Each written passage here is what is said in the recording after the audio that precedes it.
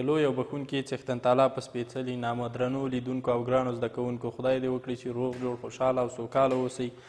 خوشحاله یم چې زه هجرت الله عمري یو ځل بیا د 12م ټولګي د فزیک د مضمون د تدریس برخه کې تاسو سره همکاري کوم. دوستانو فصل دویم د لوست 21 د پاڼه 33 د تیر درس په ادامه موږ او تاسې په تیر درس کې په څه شي باندې دوستانو خبرې وکړلې که څنګه چې تاسو ته معلومیږي د څپو په تداخل یا یو بل کې د څپو د ننوتلو په هکله باندې موږ او تاسې بحث ترسره کړ.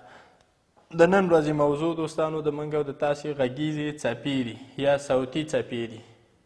کومې څپې دي دوستانو؟ صوتي څپې دي. صوت څه شی ده؟ غږ څه شی ده؟ حرکت یې په څه ډول ده؟ آیا هغه مهال چې موږ او تاسې غږیږو غږ مو په کوم ترتیب باندې مقابل طرف ته وررسیږي؟ یا هم اکثره وخت هم دوستانو لیدلی وي چې کله چې برېښنا وشي په وریځو کې برېښنا چې کله رامنځته کیږي موږ او د تاسې د یو حالت سره مخامخ کیږو، هغه دا چې رڼا اول وینو موږ او تاسې غږ بیا د هغې وروسته اورو. آیا دا رڼا او دغه غږ یو ځای رامنځته کیږي او یا دا چې په رښتیا سره غږ وروسته د رڼا نه رامنځته کیږي او که دا چې د غږ او د نور سرعت یو له بل سره توپیر لري؟ په دې هکله باندې دوستانو موږ او تاسې نن بحث کوو چې غږیزې څپې څه شی دي، څنګه رامنځته کیږي، کوم وسایل دي چې د هغو وسایلو نه موږ او تاسې د غږ د تولید لپاره ګټه اخیستلی شو. دوستانو غږیزې څپې غږیزې څپې اصلا غږ د اجسامو او شیانو د تیز اهتزاز په پایله کې منځته راځي. د څه شي په پایله کې دوستانو منځته راځي؟ د تیز اهتزاز په پایله کې منځته راځي. دغه اهتزاز دوستانو دغه څپې دوستانو اصلا د طولي څپو په ډول دي. د څه ډول څپو په ډول دي؟ د طولي څپو په ډول دي. موږ او تاسې ویلي ول دوستانو چې طولي څپې هغه څپې دي چې د انتشار جهت یا د خپرېدو جهت او د محیط د اهتزاز جهتونه یو د بل سره موازي یا یو پر بل باندې منطبق وي. مثلا د فنر د اهتزاز حالت په تاسو ته دوستانو یاد وي، په کوم طرف چې فنر اهتزاز کوه په همغه طرف باندې اهتزازم انتقال کوه، په پایله کې طولي یا اوږدې څپې منځته راتلې. په حقیقت کې غږ هم طولي یا اوږدې څپې دي. څه شی دي دوستانو؟ طولي یا اوږدې څپې دي. یعنی په حقیقت کې صوتي انرژي دوستانو د څه شي په واسطه کوم ډول څپو په واسطه باندې انتقال پیدا کوي؟ د طولي یا اوږدو څپو په ډول باندې انتشار کوي په محیط کې. ګورئ دوستانو که چیرته یو زنګ تاسو په پام کې ونیسئ، یو زنګ که چیرته په پام کې ونیسئ، ښه دوستانو یو زنګ هم په پام کې ونیوه، کروي امواج موږ او تاسې ویلې متوجه اوسئ. یعنی په حقیقت کې په دې ترتیب سره غږ یا ساوند خپریږي، په دې ترتیب سره خپریږي. اوس دلته په ځینو ساحو کې بیا دوستانو څه شی رامنځته کیږي؟ انبساط رامنځته کیږي او په ځینې ساحو کې انقباض رامنځته کیږي. په دې طریقه باندې صوت د یو ځای نه بل ځای ته انتقال پیدا کوي. چې پیدا کوي دوستانو؟ انتقال پیدا کوي. اوس په دې ساحه کې دوستانو تاسو متوجه اوسئ، په ځینې ساحو کې نږدې او په ځینو ساحو کې که چېرته فرض که هوا په نظر کې ونیسو مالیکولونه یو د بل نه لرې حالت غوره کوي. کوم حالت دوستانو غوره کوي؟ لرې حالت ځان ته غوره کوي. اوس ګورئ دوستانو په دغه ساحو کې څه شی رامنځته شوی ده؟ په دې ساحو کې یو وخت کې دوستانو تکاثف رامنځته شوی. څه شی؟ تکاثف رامنځته شوی ده. او په ځینې ساحو کې بیا د هوا مالیکولونه یو د بل نه آزاده دي. په دې طریقه باندې تکاثف چې دلته انتقال وکړه دا انبساط انتقالوي. انبساط انتقال د دې تکاثف د انتقال سبب ګرځي او له دې طریقه غږ په هوا کې دوستانو څه شی کیږي؟ خپریږي. یعنی په حقیقت کې که دا د هوا مالیکولونه وي په ځینو ساحو کې به د هوا د مالیکولونو اندازه ډیره زیاته واوسیږي، یعنی تکاثف به رامنځته شوی وي، او په ځینې ساحو کې به بیا دا تکاثف کم وي، په ځینو ساحو کې به کم وي او په ځینو ساحو کې به څه شی وي دوستانو؟ زیات وي. په دې ترتیب سره په هوا کې غږ یا صوت انتقال کوي یا د یو ځای نه بل ځای ته رسیږي.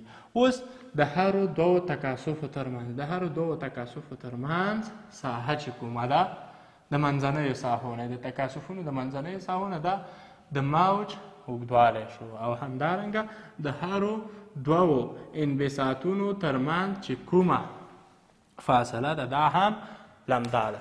په دې طریقې سره طولي څپې انتقال کوي. دوستانو اوس راځو په دې باندې بحث کوو چې کوم غږونه د اورېدو وړ دي او کوم غږونه د اورېدو وړ نه دي. په دې باندې دوستانو بحث کوو. د دې لپاره چې یو صوت یا یو غږ واورېدل شي باید کوم شرایط موجود وي. اول شرط دا شی ده چې د صوت منبع باید موجوده وي چې صوت یا غږ تولید کړی شي. دغه منبع ممکن مرکبه وي او ممکن غیر مرکبه یا بسیطه او یا ساده واوسیږي. ساده مثلا صوتي پنجه یا غږیزه پنجه یا دیاپازون چې ورته وایي، صحیح ده، او یا ممکن مرکبه واوسیږي. چې شی اوسي مرکبه واوسیږي. مثلا د انسان حنجره کولی شي مختلف صوتونه مختلف اوازونه په مختلفو فریکونسیو تولید کړي. تاسو به لیدلی وي اکثره یو انسان کولی شي په څو ډوله باندې خپل اواز تبدیل او تغییر کړي. په حقیقت کې من دلته موږ او تاسې دغه د اواز توپیر چې ده هغه مشخصات د صوت ته تغییر ورکوو. دا چې موږ د تاسو د حنجرې تارونه چې دي دوستانو دا غږ تولیدوي. کولی شو چې خپل اواز تولید کني او مرکبه چې شی شوله د صوت د تولید منبع شوله. ښه دوستانو اول شرط موږ او تاسې ویلی چې اول شرط دا شی ده چې شی باید واوسیږي؟ منبع باید موجوده وي. دویم شرط چې شی ده؟ غږ باید په کافي اندازه باندې قوي واوسیږي. یعنی غږ دومره انرژي ولري چې د تا د غوږ د پردې پورې انتقال شي تر څو د تا په غوږ په پرده باندې ولګېږي او هلته په یوه مایع د غوږ د پردې وروسته او په مایع کې د سیګنل اعصابو ته د اعصابو په واسطه باندې انتقال شي او تحلیل او تجزیه شي. بل څه چې ډېر مهمه ده هغه دا شی ده چې د محیط او د غوږ ترمنځ د منبع او د غوږ ترمنځ باید یو ارتجاعي محیط موجود وي، یعنی خلا نه وي. ځکه که چیرته خلا وي په هغې صورت کې بیا غږ نشي کولی چې انتقال وکړي. له دې کبله بیا موږ تاسې وایو که نه چې غږ میخانیکي څپه ده، ځکه د انتشار لپاره چې ته ضرورت لري مادي یا ارتجاعي محیط ته ضرورت لري. نو دې لپاره چې غږ انتقال شي باید د غوږ او د منبع ترمنځ یو الاستیکي محیط وي تر څو غږیزه انرژي په منظم ډول د مالیکولونو ترمنځ حرکت وکړي او تر غوږه پورې ورسیږي. تاسو دوستانو که وتوانیږئ چې داسې یوې ساحې ته لاړ شئ چې هلته هوا موجوده ونه اوسیږي یا یو الاستیکي محیط موجود ونه اوسیږي، هلته نو موږ او تاسې به یو د بل اواز نه اورو. مثلا که چیرته تاسو په سپوږمۍ کې اوسیږئ داسې چې هلته هوا نشته ده، الاستیکي محیط نشته ده، نو کله چې یو انسان غږیږي د بل انسان غږ نشي اورېدی. ولې نشي اورېدی؟ ځکه د غږیزې انرژۍ د انتقال لپاره دوستانو هلته مادي محیط نشته تر څو دغه انرژي د مالیکولونو په واسطه په منظم ډول اهتزاز وکړي او انتقال ترسره شي. صحیح ده؟ دوم شرط هم موږ او تاسې وویلې. دریم شرط باندې هم وغږېدو چې باید مادي محیط موجود واوسیږي، باید په کافي اندازه قوي واوسیږي. او بله خبره چې دوستانو ډیره مهمه ده هغه دا ده چې فریکونسي د صوت باید د 20 هرتز نه تر څو وي 10,000 هرتز پورې 10,000 هرتز پورې اوسیږي. دې دپاره چې غږ واورېدل شي. البته دا محدوده د ځوان انسان، د هغه انسان چې غوږونه یې برحاله اوسیږي. صحیح ده؟ په دې صورت کې متوسط انسان، ځوان انسان کولی شي د 20 هرتزو نه تر 10,000 هرتزو پورې واوري. په ځینو کتابونو کې دوستانو لیکي چې د 14 هرتزو نه باید تر څونه واوسیږي 10,000 هرتزو پورې واوسیږي. درته مې وویلې دوستانو چې د دې دپاره چې غږ واورېدل شي البته د انسان لخوا باید فریکونسي یې د 14 نه تر 10,000 هرتزو یا د 20 نه تر 10,000 هرتزو پورې واوسیږي. اوس نو دوستانو که چیرته فریکونسي د دې نه لوړه شي، که فریکونسي د دې نه لوړه شي بیا هم دا غږونه د اورېدلو وړ نه دي، البته د انسان دپاره د اورېدلو نه دي. او که د دې څخه کمه شي بیا هم د اورېدلو وړ نه دي. دې ته که چیرته د 10,000 هرتز نه فریکونسي لوړه شي دې ته الټرا ساونډ وایي. الټرا ساونډ وایي چې په طبي برخو او همدارنګه د کښتیو او د مهمو ټکنالوژیکي وسایلو کې د الټراساونډ نه ګټه اخلي او مهمه مطالب ترې نه لاسته راځي. او همدارنګه که د 14 یا د 20 هرتزو نه کوچنی شي په دې صورت کې هم د اورېدلو وړ نه ده. په دې صورت کې بیا موږ دې ته انفرا ساونډ وایو. چې شی دوستانو انفرا ساونډ ورته وایو. انفرا ساونډ، الټرا ساونډ او انفرا ساونډ.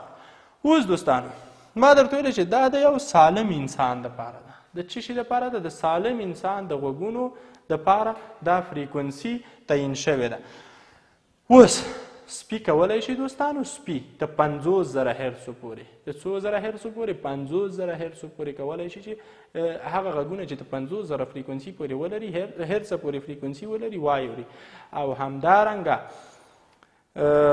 خفاش یا شوپرک چې ورته وایي، صحیح ده، هغه کولی شي تر 100,000 هرتزه پورې فریکونسیانې هم کشف کړي. اوس مجموع کې فریکونسي چې غټیږي دا د کوچنیو اجسامو په واسطه باندې دا غږونه تولیدیږي. د کوم اجسامو؟ د کوچنیو په واسطه، مثلا د ذراتو په واسطه، مثلا د میږي یا میږتون د حنجرې په واسطه د کوچنیو فریکونسۍ لرونکي اوازونه تولیدیږي. او هغه اوازونه چې فریکونسي یې کوچنۍ ده، غټې فریکونسۍ والا چې دي دوستانو، دا مجموع کې د ذراتو د خوا تولیدیږي او مثلا د کوچنیو ډیرو کوچنیو موجوداتو د خوا تولیدیږي، مثلا د میږتون یا میږي د حنجرې د خوا. او کومې چې کوچنۍ فریکونسي لري هغه بیا مجموع کې د غټو اجسامو د لړزې په صورت کې د آتشفشان لخوا او په همدې ترتیب سره ویلی شو چې د غټو اجسامو د اهتزاز او لړزې څخه منځته راځي. دا غټې فریکونسیانې دوستانو. البته اوس دوستانو ځینې داسې وسایل هم شته چې تقویه کوونکي یا امپلیفایرز یې بولي. تقویه کوونکي یا امپلیفایرز دغه وسایل چې دي دوستانو په مجموع کې د څه شي دپاره کارول کیږي؟ د دې دپاره کارول کیږي چې هغه فریکونسۍ چې د انسان غوږونه هغه نشي اورېدلی هغه د انسان د اورېدو ساحې ته را داخل کړي. تقویه کوونکي یا امپلیفایرز دې وسایلو ته ویل کیږي.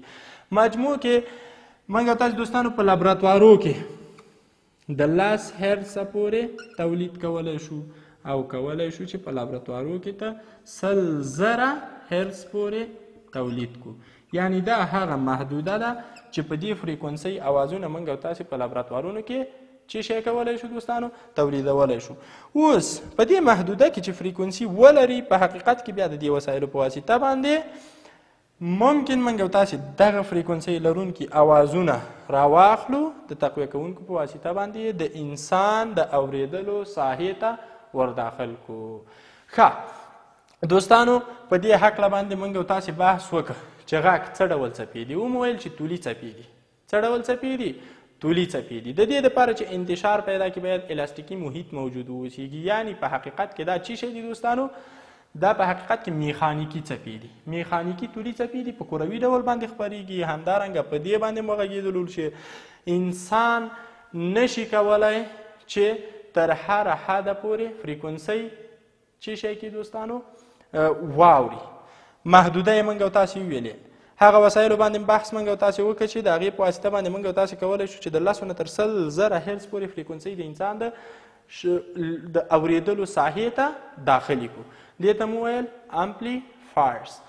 دوستانو په دې باندې مو غږېدو چې ځینې حیوانات او حتی ځینې نباتات کولی شي چې غږ احساس کړي.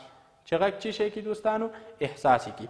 یعنې دا ساحه موږ او تاسې د انسانانو د سالمو انسانانو د غږ دپاره وټاکله چې په دې اندازه باندې غږونه اورېدی شي. په ځینو حیواناتو باندې هم بیا وغږېدلو چې هغوی دوستانو کولی شي چې د دې نه زیات یا دې نه کمې فریکونسۍ هم واوري. مثلا تاسو ولیدل چې ځینې حیوانات په 2008 کال کې چې کله د اسیا په سویل لویدیځ کې زلزله واقع کېدله او څپې یې منځته راوړلې، په دې صورت کې دوی وتوانېدل دا حیوانات چې څه شی وکړي دوستانو، دغه صوتونه چې انسان نشو کولی چې د زلزلې غږ یا هغه صوت احساس کړي، هغه دوی احساس کړل او ځایونه یې امن ځایونو ته او جګو ځایونو ته ورسول او د خطر نه بچ شول.